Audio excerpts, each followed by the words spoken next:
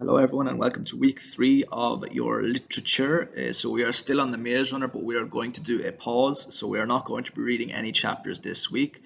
What we will be covering will be based on what you have read already. So, chapters 52 all the way up to 58. You can use the PowerPoints that we have already given you and the YouTube clips to help you remember some important information if you forget. Now, we're going to ask you to create a timeline recording the main events from chapters 52 all the way up to 58. So if you're wondering what is a timeline is a graphical representation of a period of time on which important events are marked.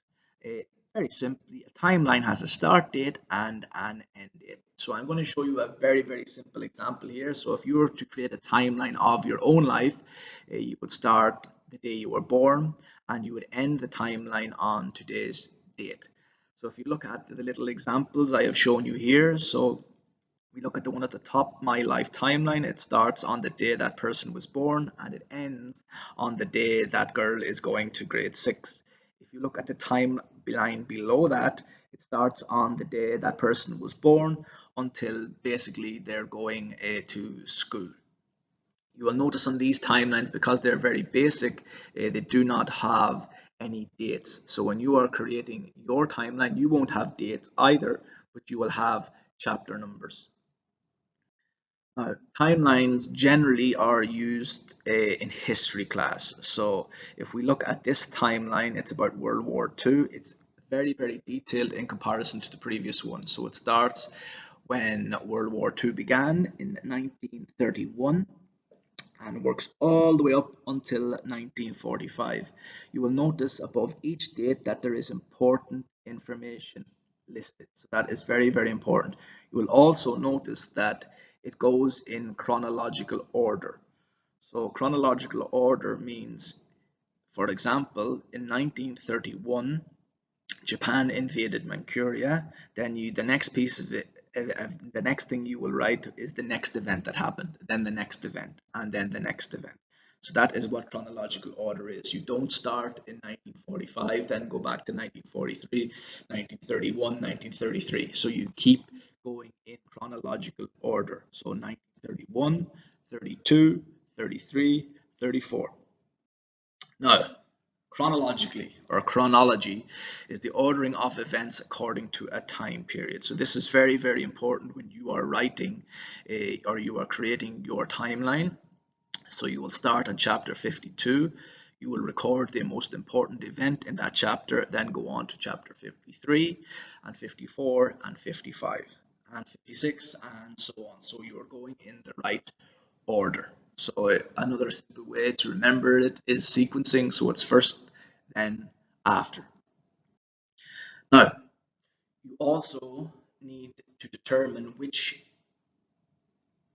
details are important when creating your timeline. So above the chapter number, I will ask you to include an important event that happened in that chapter. It is important that you do not include irrelevant information. So a quick little task. So what I want you to do is I want you to imagine if you saw an accident and you had to call the ambulance. What details would you tell the operator? So would you tell the operator what clothes you were wearing? Would you tell the operator what you were eating? Would you tell the operator what you were doing and ask the operator how is she or how is he? So I'll give you 20 seconds to think about what you would tell the operator.